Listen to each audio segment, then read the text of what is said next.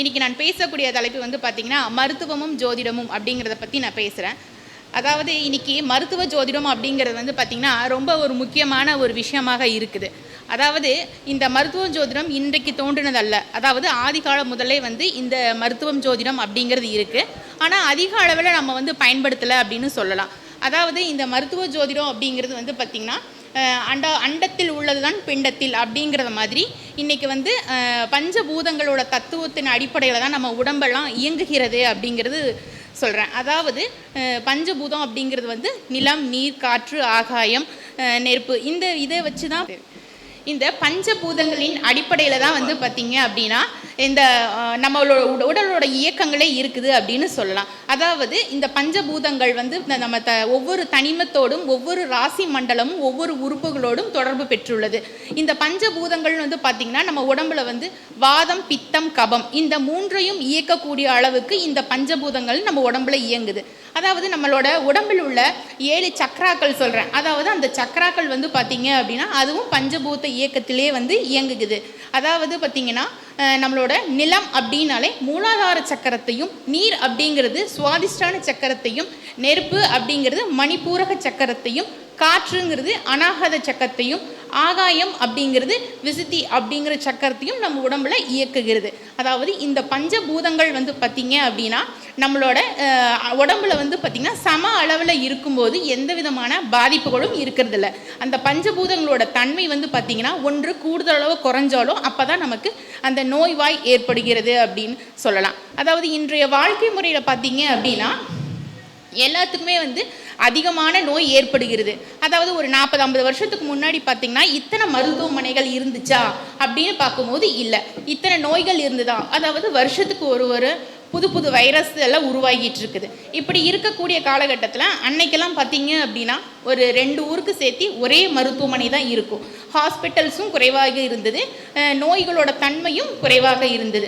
ஊருக்கே பார்த்திங்கன்னா ஒரே ஒரு MBBS படித்த டாக்டர் தான் இருப்பார். அவர் தான் வந்து பார்த்திங்கன்னா எல்லாத்துக்குமே மருத்துவம் எடுத்துக்கக்கூடிய சூழல் இருக்கும். இன்றைக்கி வந்து பார்த்திங்கன்னா ஒவ்வொன்றுக்கும் தனித்தனி ஸ்பெஷலிஸ்ட் இருக்காங்க. காது மூக்கு தொண்டை பார்க்கணும் அப்படின்னா ஒரு ENT ஸ்பெஷலிஸ்ட்டு, ஆர்த்தோக்கு எலும்பு டாக்டர், இந்த மாதிரி வந்து ஒவ்வொரு விஷயத்துக்கும் தனித்தனி டாக்டர்ஸ் வந்து இருக்கிறாங்க. இன்றைக்கி அந்த அளவுக்கு வந்து நோய்களுடைய தன்மை அப்படிங்கிறது வந்து அதிகமாயிருச்சு அப்படின்னு.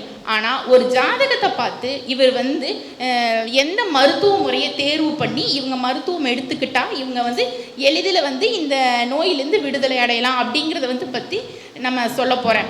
அதாவது இன்றைக்கி வந்து பார்த்திங்கன்னா மருத்துவ முறைகள் அப்படிங்கிறது வந்து பார்த்திங்கன்னா அலோபதி, ஹோமியோபதி, நாட்டு வைத்தியம், சித்தா, இந்த மாதிரி வந்து யுனானி, இந்த மாதிரி நிறைய மருத்துவ முறைகள் இருக்குது. அப்போ யார் எந்த மருத்துவ முறையை நம்ம தேர்வு பண்ணலாம் அப்படிங்கிறது வந்து பார்க்கலாம்.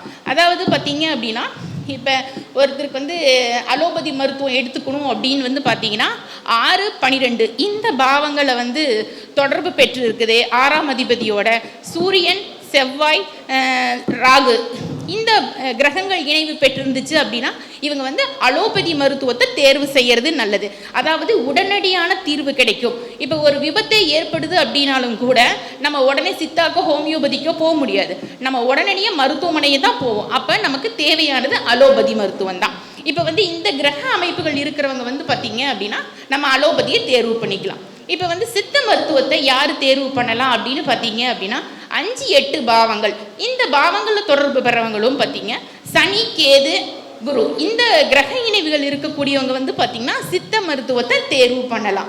இப்போ ஹோமியோபதி அப்படின்னு வந்து பார்த்திங்க அப்படின்னா இவங்களுக்கு வந்து சந்திரனும் அது 5ஆம் அதிபதியும் 8ஆம் அதிபதியும் இந்த கிரக அமைப்புகள் இருக்கவங்க வந்து பார்த்திங்கன்னா ஹோமியோபதியை தேர்வு பண்ணி எடுக்கலாம். இப்போ நாட்டு வைத்தியம் எடுக்கணும் அப்படின்னு பார்த்திங்கன்னா குரு, இவங்களுக்கு வந்து குரு பலமாக இருந்துச்சு, 5ஆம் இடம் பலமாக இருந்துச்சு அப்படின்னா இவங்க நாட்டு வைத்திய முறையை தேர்வு பண்ணலாம்.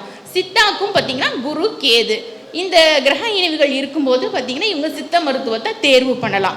இந்த மருத்துவ முறையை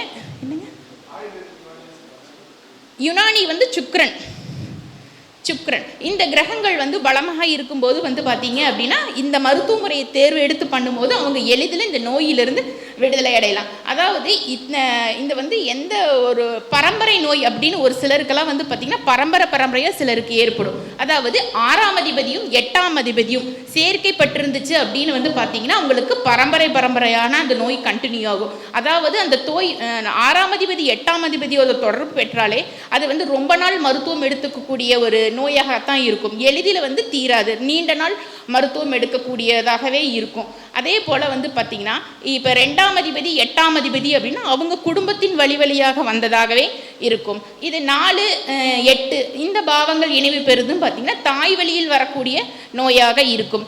அதே போல் 9, 8 இந்த பாவங்கள் இணைவு பெறுச்சுன்னா தந்தை வழியில் இருந்து வரக்கூடிய நோயாக இருக்கும். இப்போ எந்த பாவம் இணையுது அப்படின்னு பார்த்துட்டு நம்ம அதுக்கு தகுந்த மாதிரி நம்ம நோய்களுக்கான மருத்துவத்தை எடுத்துக்கணும். இப்போ ஒருத்தருக்கு எந்த காலகட்டத்தில் நோய் ஏற்படும் அப்படின்னு வந்து பார்த்தீங்க அப்படின்னா 6ஆம் பாவத்தில் நின்று ஒரு கிரகம் திசாபுத்தி நடத்தும் போதோ அல்லது 6ஆம் அதிபதியோட திசாபுத்தி இல்லது 6இல் நின்று ஒரு நட்சத்திரத்தின் கிரகத்தோட திசாபுத்தி நடத்தும் போது பார்த்திங்கன்னா அவங்களுக்கு நோய் ஏற்படும். அல்லது புதனுடைய திசாபுத்தியில் அவங்களுக்கு நோய் ஏற்படக்கூடிய காலமாகவே இருக்கும். இல்லை நம்மளோட சந்திரன் மேலே இந்த கோச்சாரத்தோட 6ஆம் அதிபதி போகும்போது நமக்கு நோய் ஏற்படும் அப்படின்னு சொல்லலாங்க.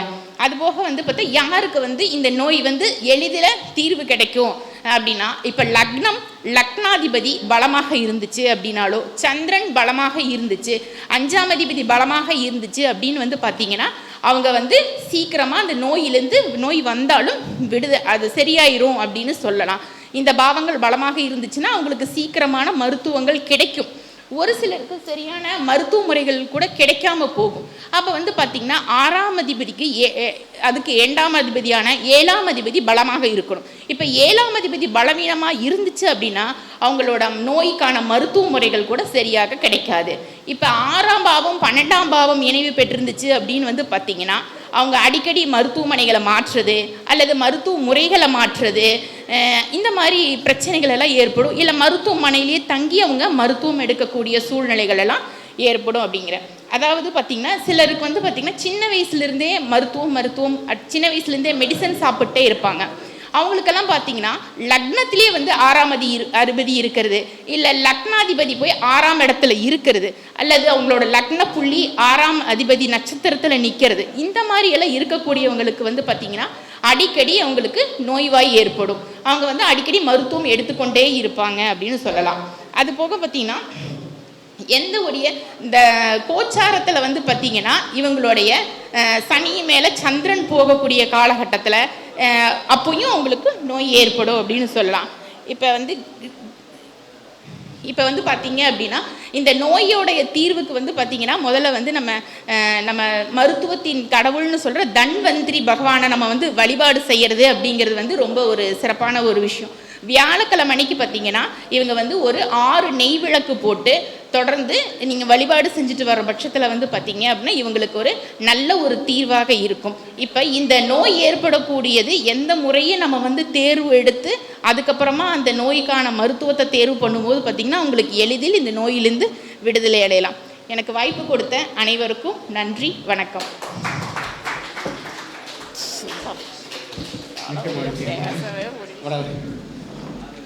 அவர்கள் மாவட்டத்தில் நலச்சங்கம் சார்பாக ஐயா